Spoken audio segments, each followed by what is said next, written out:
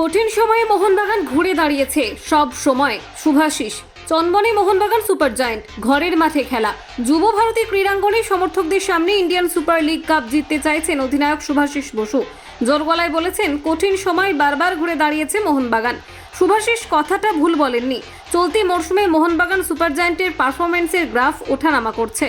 AFC tournament থেকে ছিটকে যাওয়ার পর বাগান ফুটবলারদের মনোবলে ধাক্কা খেয়েছিল অনেকটাই।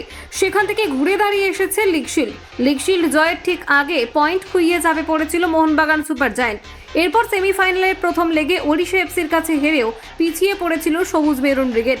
পিছিয়ে পড়লেও পিছিয়ে থাকেনি, পালতোলা নৌকো এগিয়ে ফাইনালে এসে পৌঁছেছে। সামনে শুধুই ইন্ডিয়ান সুপার লিগ খেতাব, মাঝে সেই মুম্বাই সিটি এফসি। এবারের সিজনে মোহনবাগান সুপার জায়ান্টের পারফরমেন্স সম্পর্কে বলতে গিয়ে শুভাশিস বসু বলেছেন, কঠিন সময়ে মোহনবাগান এসজি সবসময় ঘুরে দাঁড়ায়।